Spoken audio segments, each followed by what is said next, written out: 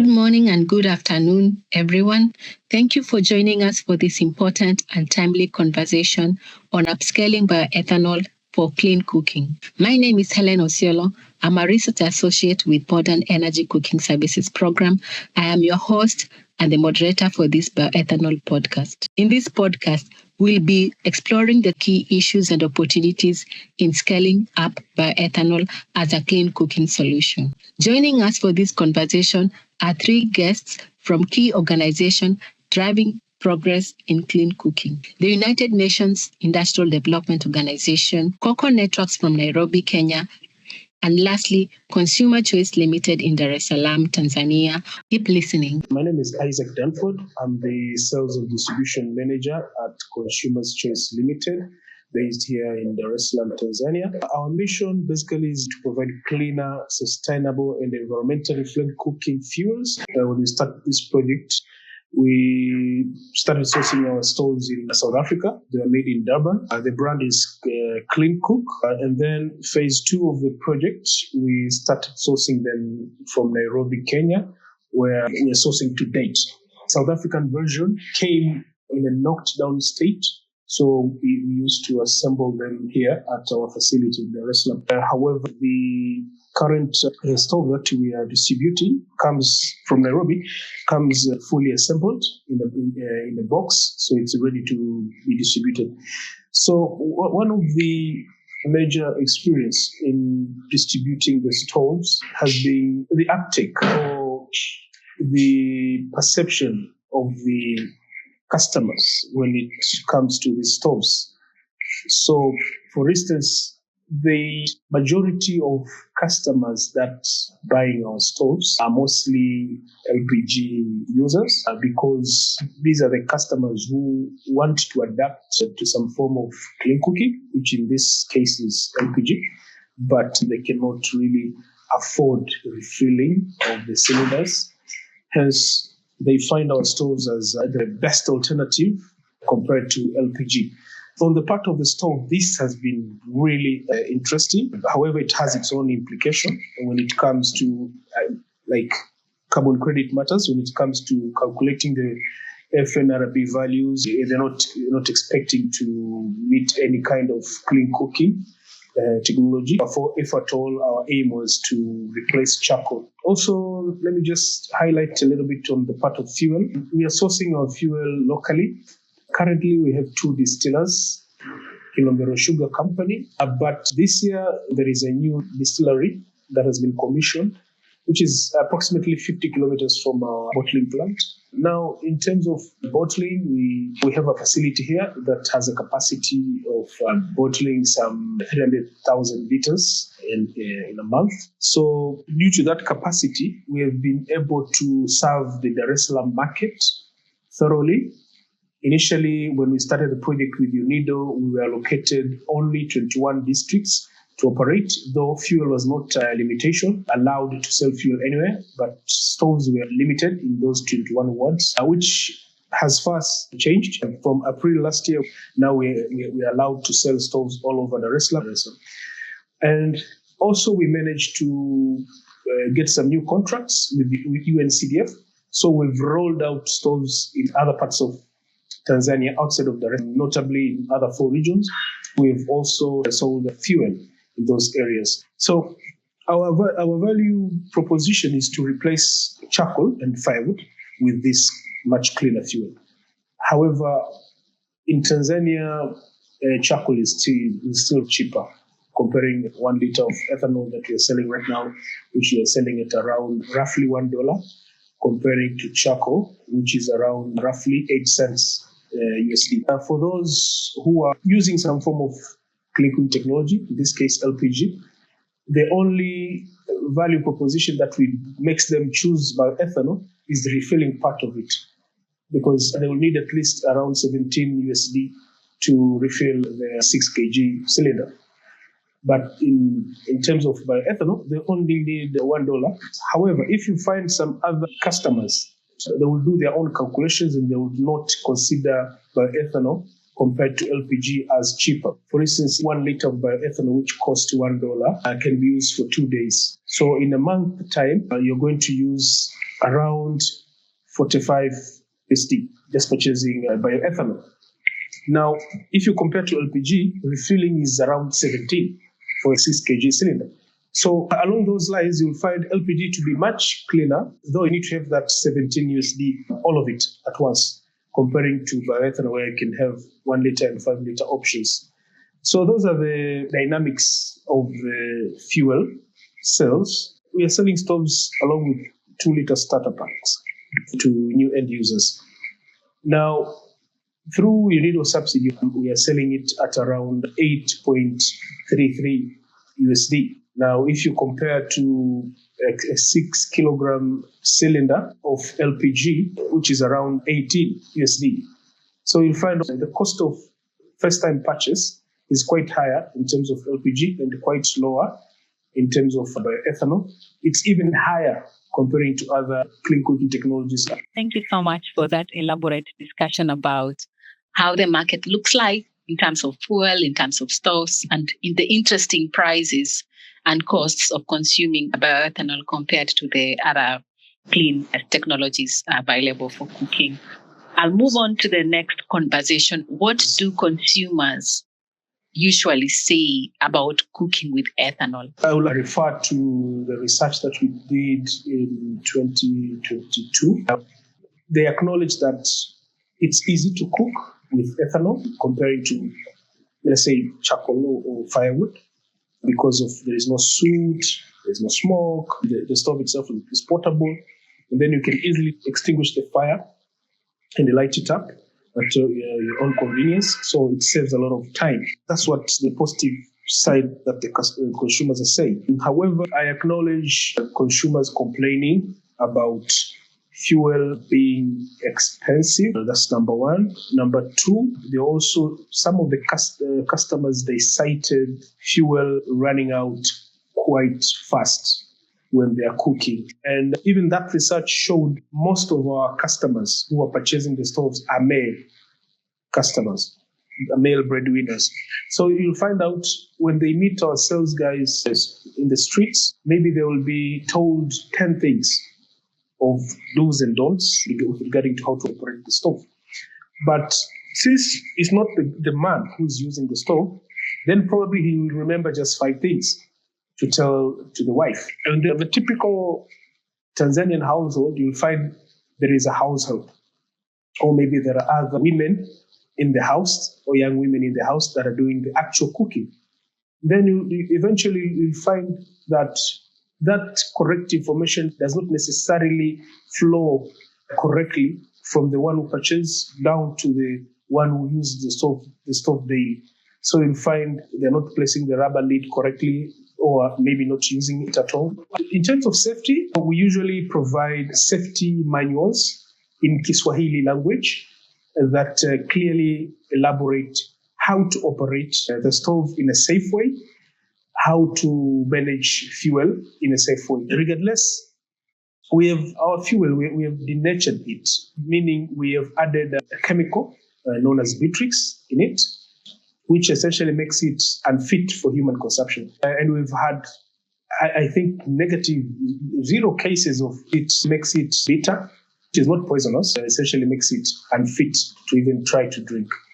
And then also we have added perfume in the denaturing process to sort of dilute the smell of ethanol, because you understand that some of our customers, Muslims, they don't necessarily like the smell of alcohol. Now let's look at key challenges. What are the toughest challenges you face in your work, such as pricing, building customer trust, fuel supply, or maintenance? We have counted a number of challenges. In terms of fuel, we are still experiencing some challenges in terms of pricing. As I mentioned, we are sourcing from 2 major distilleries. Now, the distillery that is close by to our facility, their price is quite high. We tried to buy 1 tanker from them, but we ended up returning back to Ilovo, to the old supplier, because it hiked the price of fuel. And it ate our margin by a considerable amount. This requires us to rethink of our pricing strategy in terms of fuel. Probably considering carbon revenue in the near future, subsidizing the fuel further so that we increase takeoff and we increase usage of fuel. In terms of trust, I want to acknowledge that there has been a bit of mistrust in terms of fuel availability, in terms of fuel distribution. In the initial stages where we were selling stoves, specifically in those 21 wards.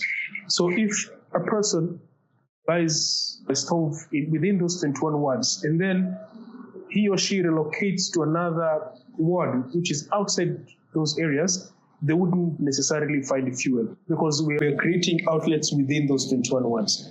Now, ever since that became a challenge and we addressed it with UNIDO, and we sat down and they agreed that it's okay for us to operate across Dar es Salaam, that challenge of unavailability has gone down a little bit. But it's something that we're working on day by day because Dar es Salaam is huge. So creating outlets in every corner of the city, it won't take 1 year. It will take some time. It's a challenge that we're continuing to work on it, and so that we continue to build trust that fuel is readily available. A person should not walk more than 50 meters to access fuel. So we are about to bridge the access gap in terms of fuel. Focusing on a different angle, for instance, have you noticed any improvements due to increased awareness or more supplier competition? Oh, yes, we've been showcasing particularly the clean cook stove to the Tanzanian market. We have not done a lot of efforts in terms of above the line marketing, things like radio, newspaper, print, or TV. So we are heavily relying on our own social media accounts, also below the line, like distribution. When our team goes out there with our branded vans, we've been heavily relying on below the line marketing techniques to create awareness. But however, since the government now took over the clean cooking agenda in November of 2023, when the government launched the National Clean Cooking Conference, the first one to be held in Tanzania, we got a chance to showcase the stove. That's our first major event to showcase the technology. The president herself graced the event and she got to understand the technology. Ever since then, we've been participating in various events, government-wise, and specifically, we've taken part in the creation of the National Clean Cooking Strategy of 2024-2034, which is a 10 years plan of making sure that 80% of households are transitioning from dirty fuels to clean fuels. Initially, the strategy did not include bioethanol, sadly, as a viable technology. But we proved them wrong through our collaboration with UNIDO and UNCDF. They made sure that we participated actively into creating the narrative that ethanol is a viable clean cooking technology. The fuel is readily available. The value chain is locally made for fuel and as well as for the stove, at least regional-wise. So after our participation there, the National Clean Cooking Strategy now has officially recognized bioethanol as a viable clean cooking technology. We participated in the launch of National Clean Cooking Communication Strategy 1 week ago.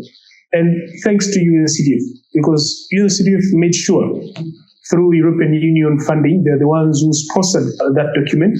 So through those initiatives, now bioethanol awareness is increasing. Also, competition is coming up. We have at least several, maybe 2 competitors in the market that are selling ethanol stoves at a subsidized price. And essentially, they are our competitors in the market. Let us know what kind of support Consumer Choice Limited will need.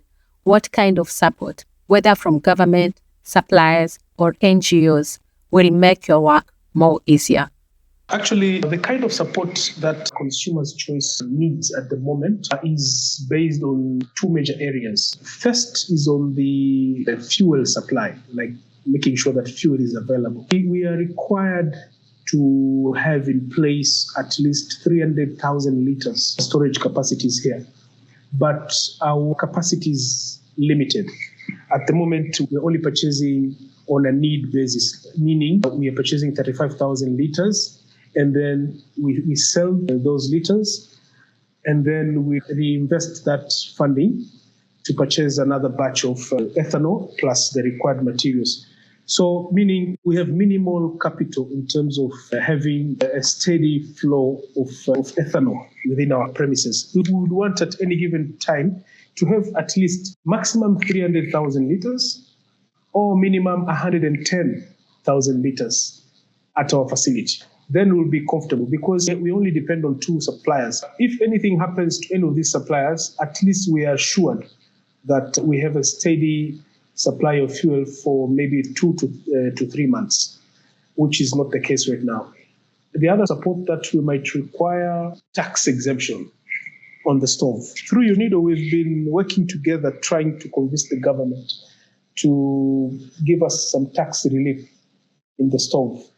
Because if we manage to sell the stove now at 8.33 USD, if we get some tax relief, because out of that cost of the stove, like I said, 18% is government money. It makes the end user price to be quite high.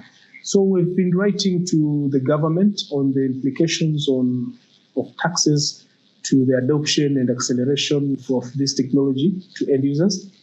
We are waiting for the government to come back to us through UNIDO. Specifically thinking about the future, what would you like to see happen with clean cooking in your community? That's a tough one with the launching of the National Clean Cooking Communication Strategy last week. I would want to see now whatever has been planned in that document now to be put into motion. But I will appreciate also to have that common playing field from the government in terms of awareness, also in terms of taxation, and also because taxation affects the end user price. So to have that level of field will accelerate the adoption of all technologies, not necessarily LPG. I would love to see association of ethanol suppliers within Tanzania to the government and other stakeholders. And lastly, if not least, another thing that I would love to see happening in the clean cooking community is to have some sort of standardization of these technologies. Especially I'll talk among the East African bloc. We should have a common standards in terms of ethanol stove and ethanol fuel. I think UNIDO is championing this standardization through ARSO. We've been having several webinars on this matter. Keep listening, there's more insights ahead.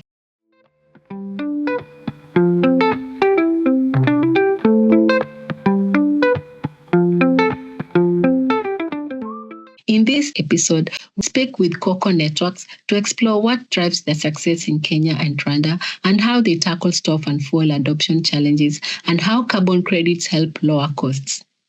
We will also look at regulatory barriers, lessons for other markets, and the private sector's role in scaling clean cooking. My name is Abdel Akadaji. I'm a Director of Strategy and Financing at KOKO Networks. And KOKO Networks, we exist to provide modern, clean fuel to people that needs it. And we are the largest bioethanol for cooking company operating today in Kenya and Rwanda. In relation to KOKO's business model, what are the key factors behind KOKO's success in markets like Kenya and Rwanda? It's a good question. I think the uniqueness of KOKO's model is that because we distribute bioethanol, which is a liquid fuel, the infrastructure existing and required for that already exists in a lot of countries. So KOKO leveraged the existing liquid fuel infrastructure for gasoline that all the countries have. So all the countries have bulk storage, they have like service stations.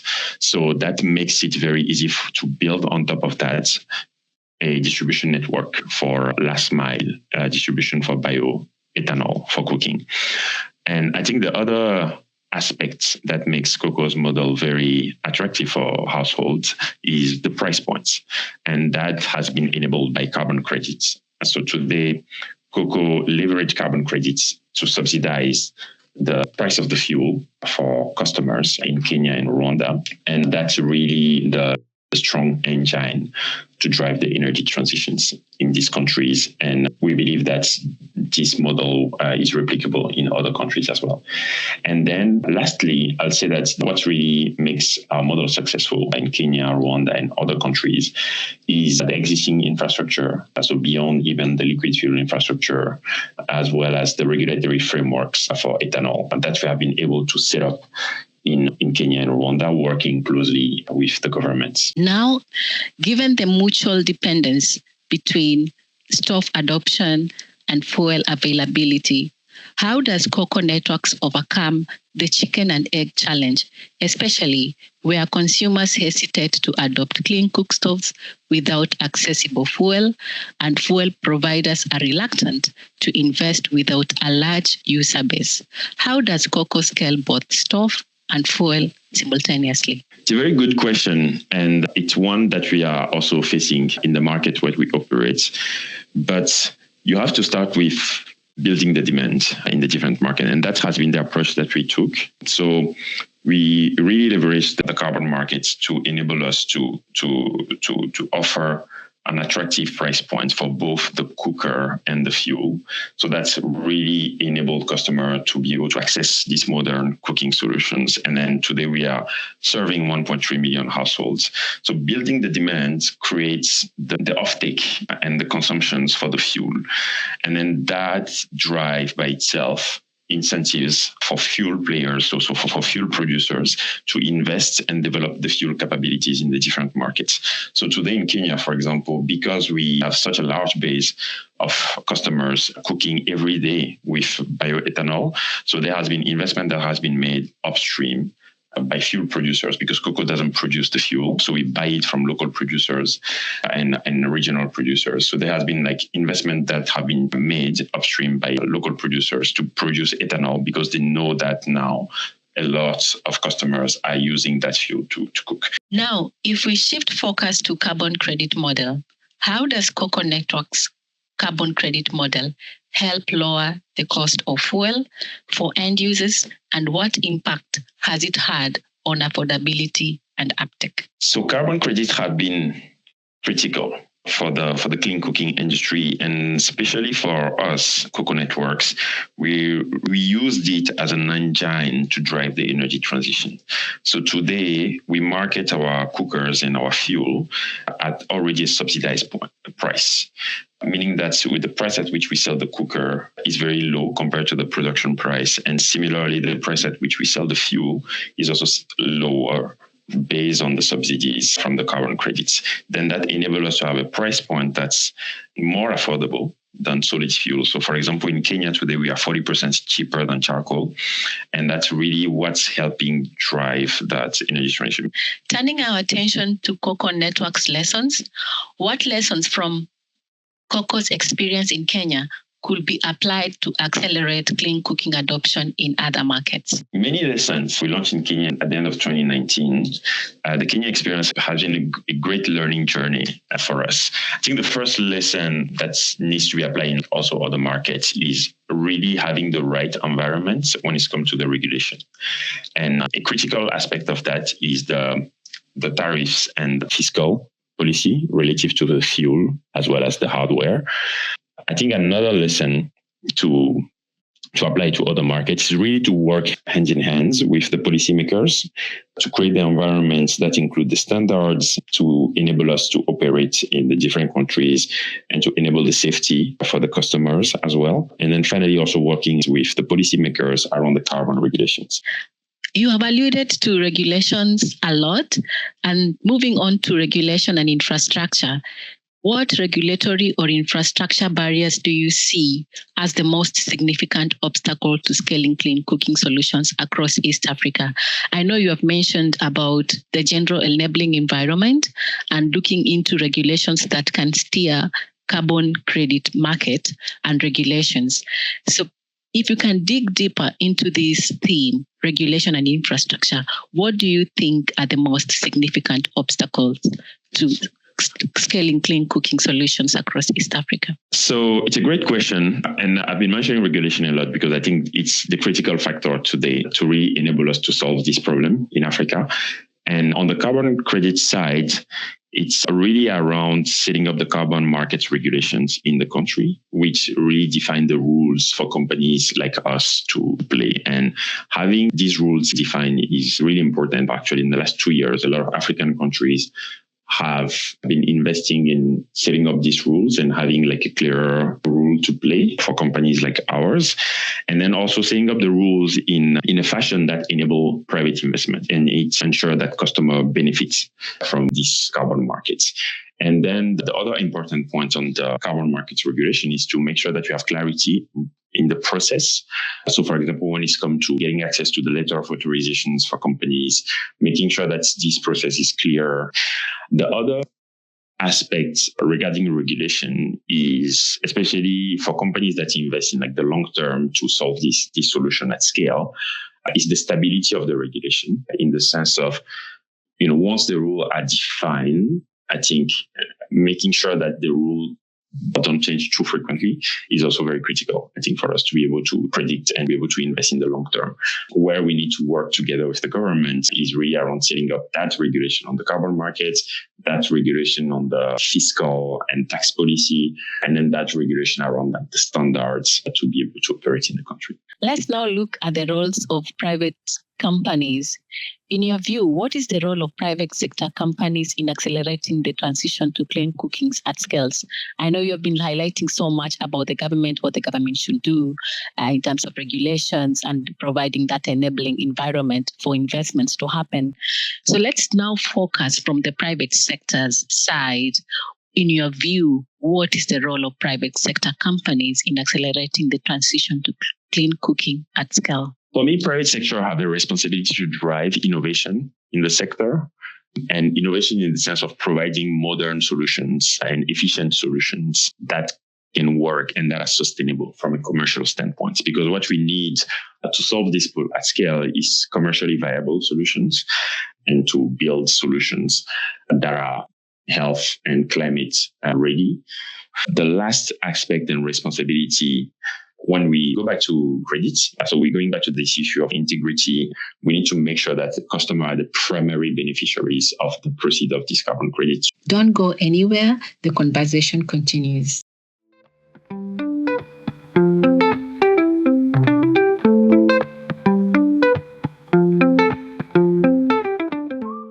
Welcome to this podcast. Guests from UNIDO, I will ask them to introduce themselves. Good afternoon to all our listeners. My name is Josie Thomas. I am an Industrial Development Officer at UNIDO, Energy and Climate Action Division. I am also the program lead for clean cooking in UNIDO. And in UNIDO, we promote clean cooking under a framework called the Global Impact Programme for Clean Cooking, which is very much aligned to UNIDO's own mandate, the industrialization mandate of UNIDO for the developing countries. So we want to use this opportunity of clean cooking to stimulate industrial development through value chain development and supply chain for various clean cooking opportunities. And the benefits, not only of the clean cooking benefits to the beneficiaries, but also the benefits of industrialization in the country. Good afternoon, everyone. My name is Kaladieso. I'm a project coordinator with UNIDO. I'm working in System, assisting with the coordination of the Global Impacts Programme, which UNIDO is implementing. Framing bioethanol as a strategy solution, why does UNIDO prioritize it for clean cooking in Tanzania and other sub-Saharan African countries? In fact, UNIDO's Global Impact Programme for Clean Cooking framework promotes the tier 3 and above solutions. We believe that there is no single solution which can solve this enormous problem of the challenge faced by many developing countries, especially sub-Saharan African countries. However, we find that ethanol has an important role to play because of its industrialization potential and to utilize locally available resources to produce the fuel necessary for meeting the demand of the country. Many of the sub-Saharan African countries or in Asian countries, even Latin American countries, they are, for example, sugar producers. And sugar has the byproducts, including molasses, which can be utilized to produce ethanol, and this ethanol can be diverted to meet the demand of clean cooking. So there is an important industrialization aspect which can create or develop value chain starting from the agricultural sector to industrial sector by processing those agricultural inputs, and the commercial sector where the distribution and last mile access can be met. So that is why ethanol has this wide range of potential. Considering our mandate of industrial development, we have a special importance to ethanol.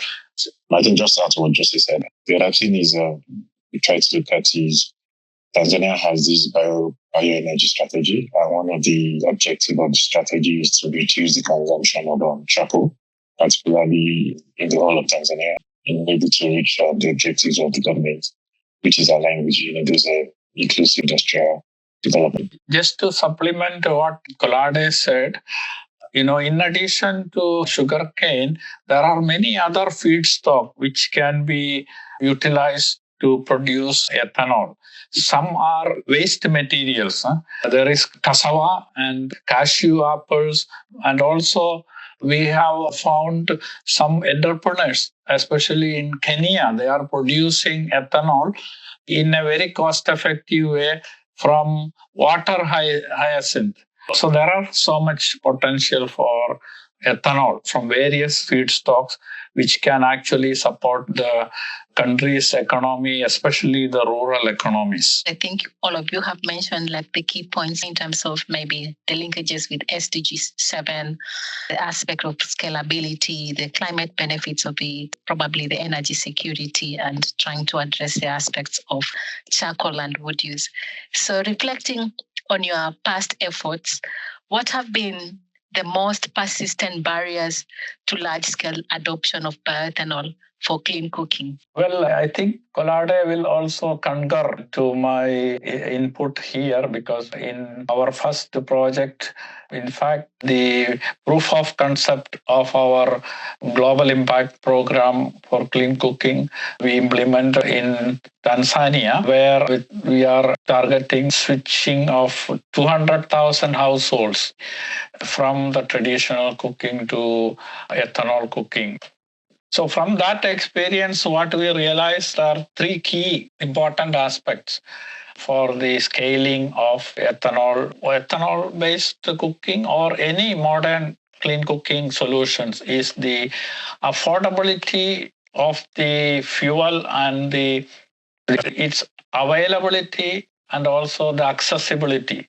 The other thing I would say, it's more about the cultural behavioral change. It's taking some time for people to accept and adapt to switching to bioethanol as an alternative to cooking.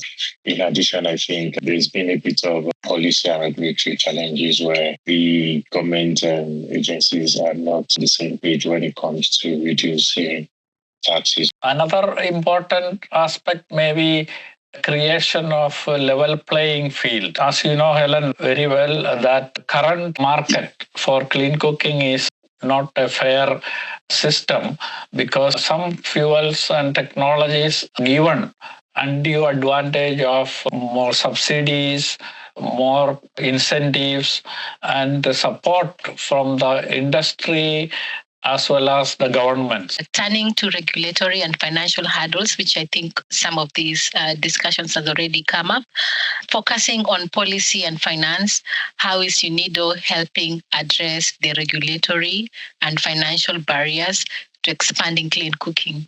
Another pillar of our market enabling framework is a private sector support fund. This fund is to de-risk private sector in investing in the supply chain development, both fuel supply as well as the equipment supplies. And then we have another pillar, which is providing access to further financing to the householders in the form of like micro credits. Even after subsidy, sometimes many households may not be able to switch because of their income levels and affordability. Microcredits will help them to afford such technologies. How critical is multi-stakeholder coordination to the success of UNIDO's clean cooking strategy?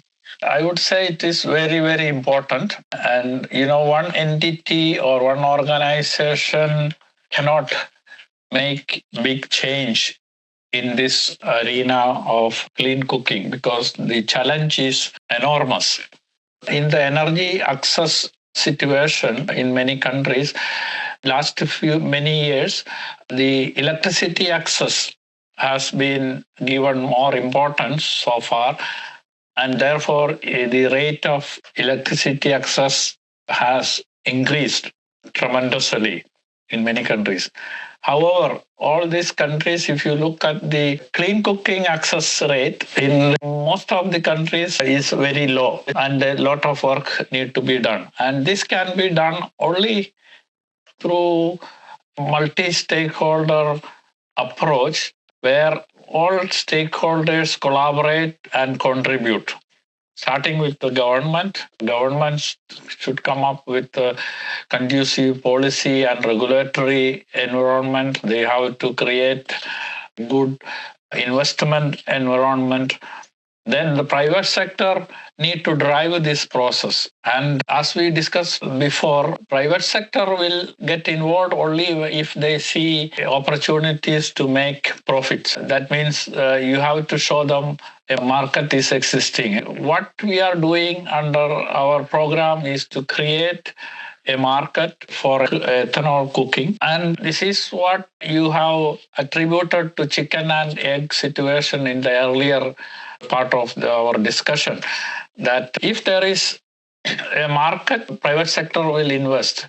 But how to create this market? And that is the most important question, and that is what UNIDO is trying to tackle it through our MEF methodology. So we also need financing partners. Without financing, the private sector cannot then invest and develop the market and supply to the market. So for that reason, UNIDO has created a multi-stakeholder platform called the Council on Clean Cooking, or CECC, Clean Cooking Council. So this council is a platform which has a membership of about 23 member countries. Most of the country members are from sub-Saharan Africa. We have also some countries from Asia. And we have also 26 partner members. These partner members are in one way or other working in the area of clean cooking or ethanol specific or any other tier 3 solutions. So this council is intended to promote clean cooking and also the share experiences, learning from each other and collaborate, even facilitate transfer of technologies and partnerships among member countries.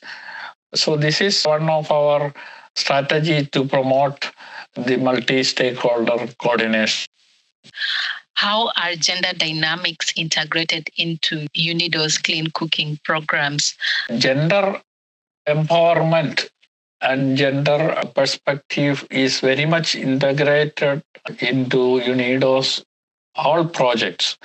And specifically, our clean cooking program is targeting gender empowerment, mainly because our target countries in Africa and Asian countries, women and girls are leading or mainly involved in the cooking aspect of the household. Now, this is affecting the life of women and girls in very negative way, in the sense that they have only time for gathering fuel wood or the fuel for cooking, and to do the household chores related to cooking.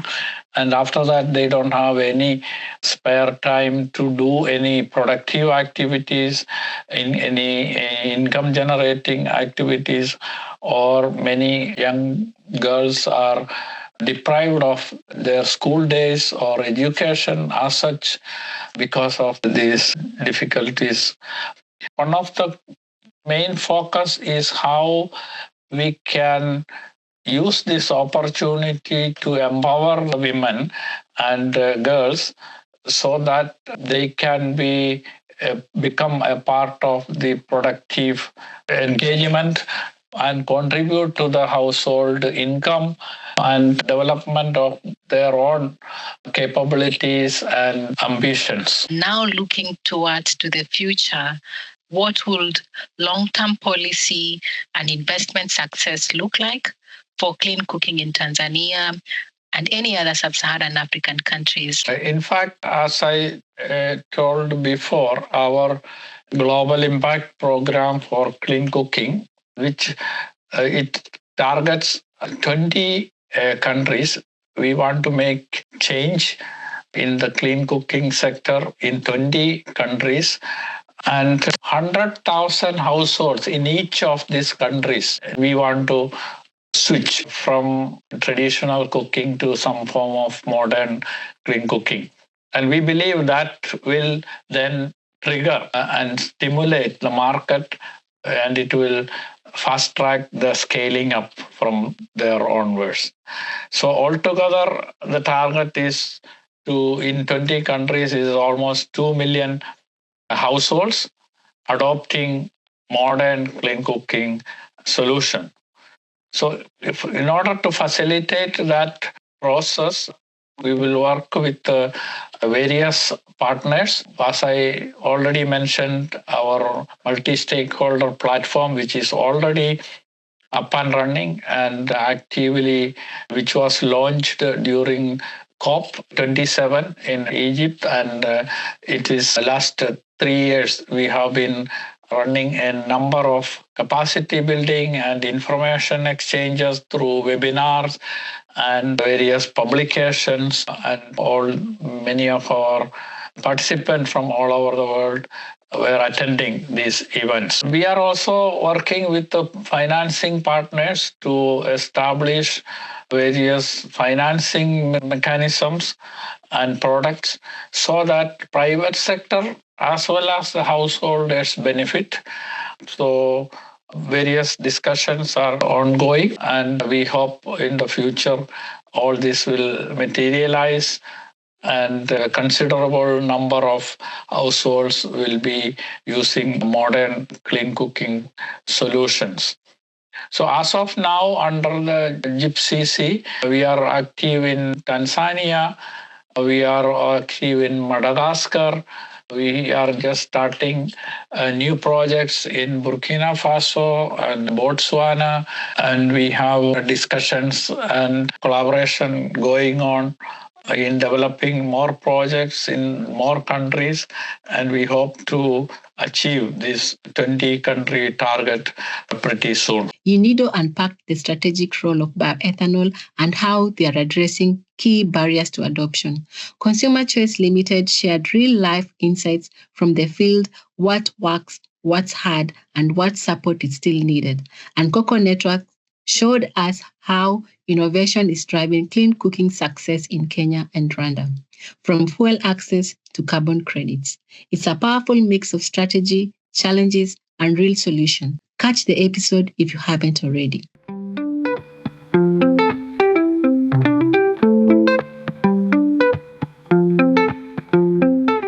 Now, shifting our perspective to a more positive note, what gives you hope about the future of bioethanol adoption in Tanzania? So, first of all, bioethanol, in terms of fuel is readily available within Tanzania, meaning there are new distilleries that are under construction, which means we'll have enough supply of fuel in the coming years to be used in the ethanol cookstoves. Local distillers, their capacity is 1 million liters annually of technical grade alcohol, which does not have any other use. They consider it as waste. Another distillery, Maranail, their capacity is 600,000 liters annually. And there is another new distillery that will be commissioned. Their capacity is also 1 million annually. So we are talking about 2.6 million liters of fuel annually that can be used to fuel ethanol stoves within Tanzania. I haven't cited local distillers that are using other means to produce ethanol in a small capacity. Also taking into account that the feedstock that is being used by these distillers in particular is molasses. I'm positive, and I'm optimistic that adoption of bioethanol will increase in the coming years, and that will also contribute to the increase of ethanol production, meaning by commissioning of more distilleries within the country. Not only it's considered as a fuel in ethanol stoves, but also there is this new policy of blending it with gasoline, which is being worked on. Keep listening, there's more insights ahead.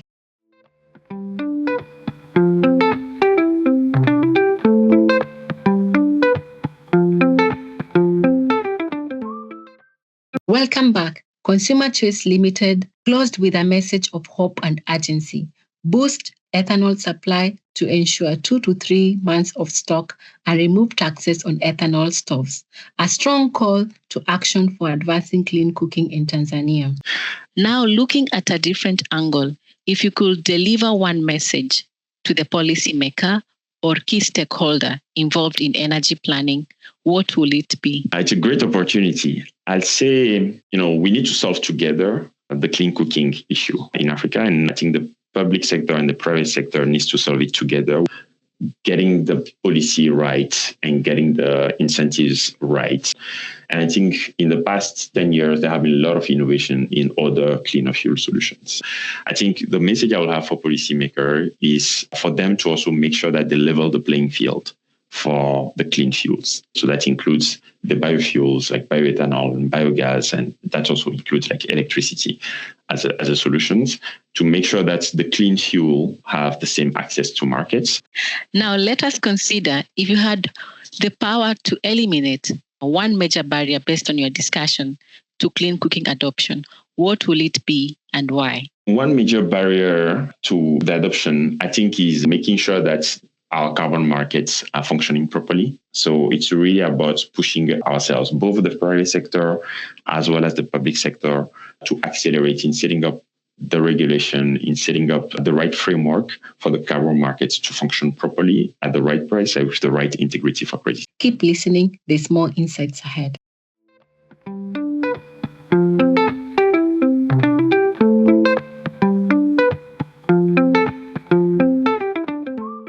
KOKO Networks shared hope for bioethanol in Kenya and Rwanda with a clear message: make carbon markets work and ensure strong regulation to support them.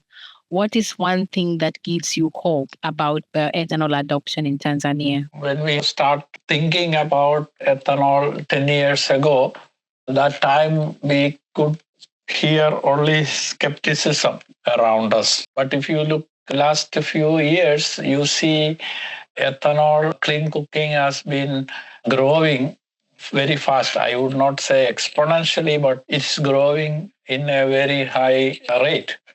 You see, in Kenya, there are 1.3 million households already adopted ethanol cooking by the effort of KOKO Network. In Tanzania, we are hoping to achieve our target of 200,000 households. We have three distributors, private sector distributors, are all working very hard for that. We also see so many entrepreneurs in many countries, in Kenya, in Sierra Leone, in Uganda. They are investing their own money and working on ethanol clean cooking in various ways and coming up with many innovative models. So that is giving us hope and encouragement to multiply our efforts. Even in Tanzania, the Tanzanian government has become the leader in promoting clean cooking in general, but also ethanol clean cooking. And in fact, for us, for our project, government of Tanzania has allocated a considerable amount of funds from Global Environmental Facility to promote ethanol clean cooking, and supplemented by European Union. And when I see the private sector has taken this lead and the momentum started, and even in Tanzania, in the beginning of the project, we could see that many sugar companies, they were very reluctant to produce ethanol, but now everybody have found opportunity in clean cooking and they are all investing. If you could send one message, what message would you want a government official or any other stakeholder to take from this conversation? I would say, Helen, ethanol is not just a fuel for clean cooking. In fact, it is a catalyst for development. So my message to the government officials will be to take this seriously and put in place right policies and facilitate partnership.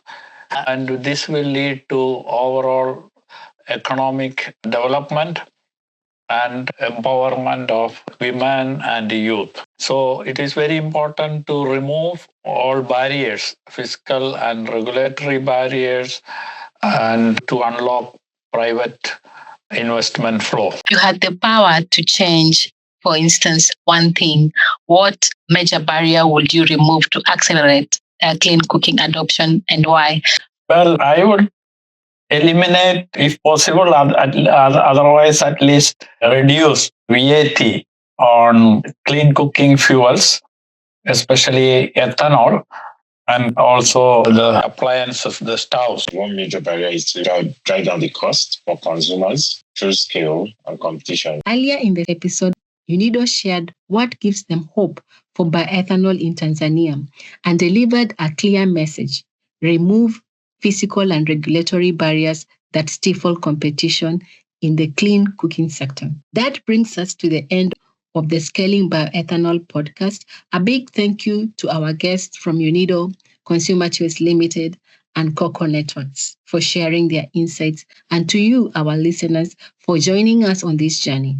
From global strategy to local action, the message is clear: unlock policy, support markets, and scale clean cooking now.